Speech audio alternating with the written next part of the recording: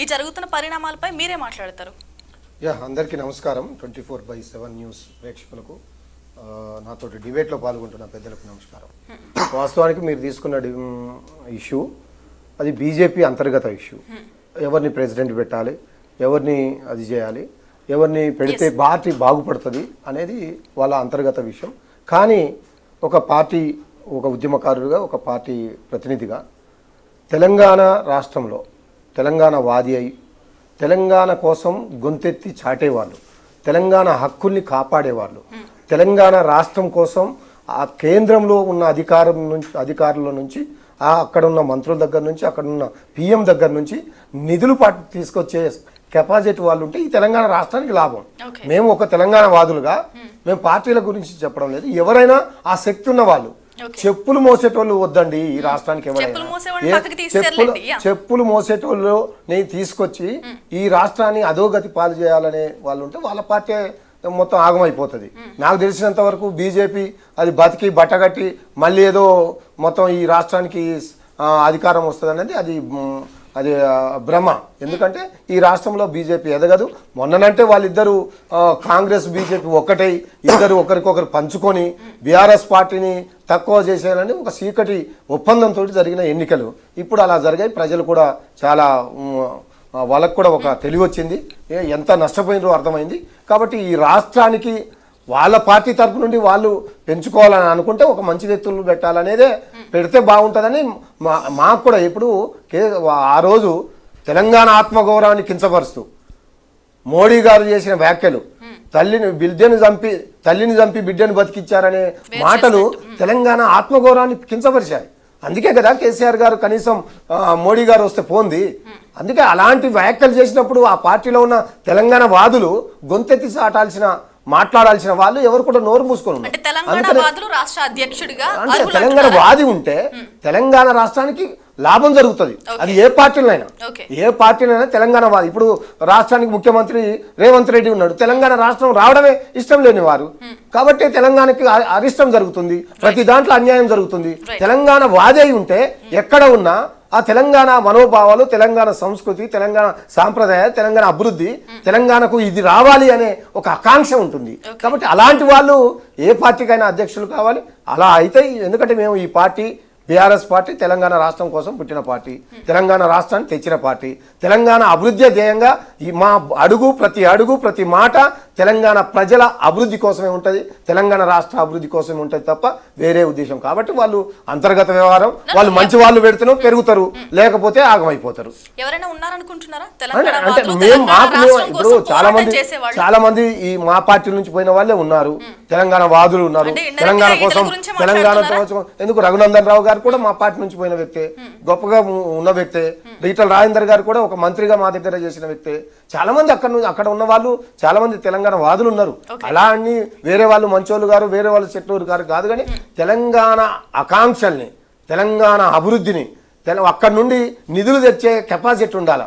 పదవులు వచ్చిన ఆ పదవుల కోసం పోరాడి పదవులు వచ్చిన తర్వాత నోరు మూసుకొని వాళ్ళకు అధికారులకు ఇక్కడ నుంచి సంచులు మోయడానికి పనికొచ్చే వాళ్ళు అవసరం లేదు అని అంటున్నాం. అది ఏ పార్టీ అయినా అవసరం లేదు. కాబట్టి తెలంగాణ వాదం, తెలంగాణ రాష్ట్రం, తెలంగాణ ప్రజలు వీళ్ళు బాగుపడాలి.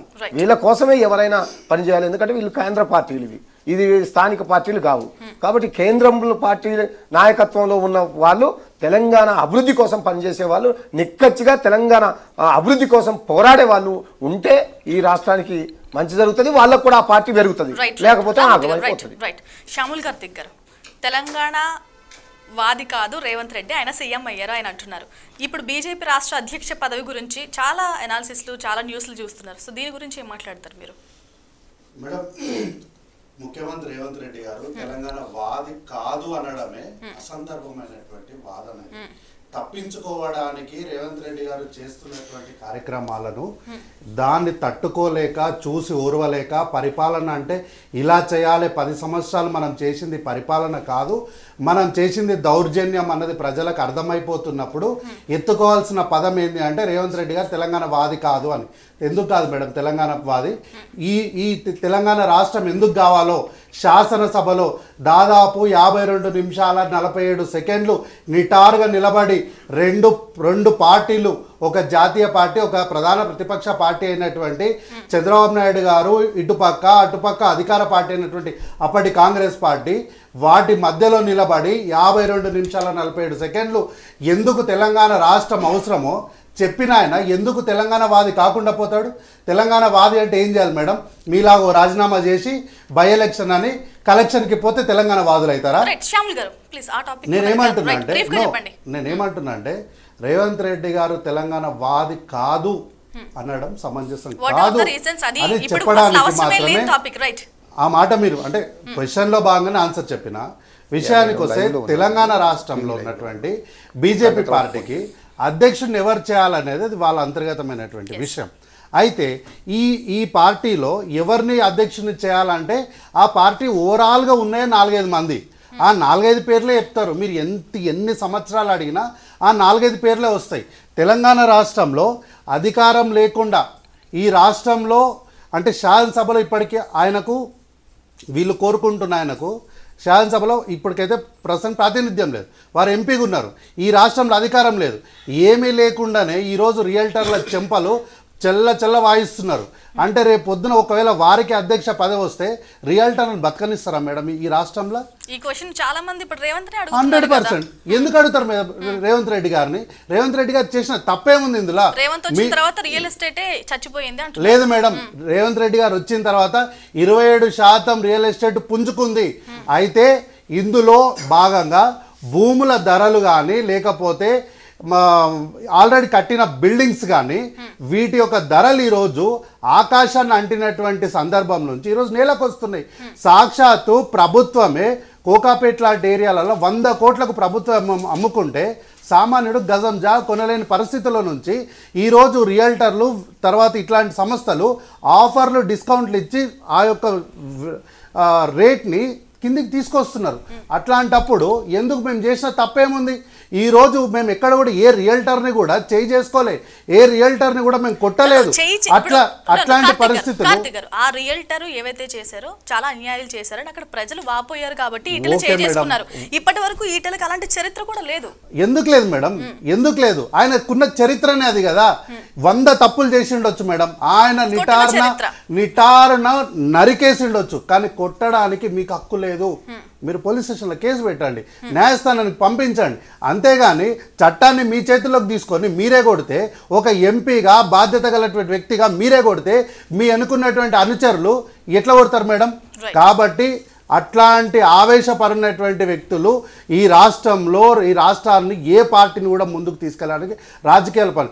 ఆయనకు అట్లాంటి చరిత్ర లేదంటున్నారు మేడం. బహుశా 2009 నుంచి 2014 వరకు ఉన్నటువంటి ఉమ్మడి ఆంధ్రప్రదేశ్ రాష్ట్రంలో జరిగినటువంటి శాసనసభను మీరు చూడండి. మాజీ ఐఏఎస్ అయినటువంటి కూకట్పల్లి శాసనసభ్యుడిగా పనిచేసినటువంటి జయప్రకాష్ నారాయణ గారిని శాసనసభలో ఒక వీధి రౌడీలా కొట్టిరు మేడం. ఆయన బల్లల కింద వేసి కొట్టిండ్రు. కాబట్టి అట్లాంటి చరిత్ర కలిగినటువంటి వాళ్ళు ఈరోజు ఆ పార్టీకి అధ్యక్ష రేసులకు వస్తున్నారంటే ఆ పార్టీ ఎట్లాంటి వ్యక్తుల్ని ప్రోత్సహిస్తుందో మనం అర్థం చేసుకోవాలి. అధ్యక్ష పదవికి అనర్హుడా? అఫ్ కోర్స్ అనర్హుడే మేడం, అఫ్ కోర్స్ అనర్హుడే. ఈ రోజు ఆ పార్టీలో ఉన్నదే, నేను అదే చెప్తున్నా కదా, ఆ పార్టీలో ఉన్నదే ఇంతకుముందు 3-4 ఉండే. ఒకటి లక్ష్మయ్య గారు ఉండే.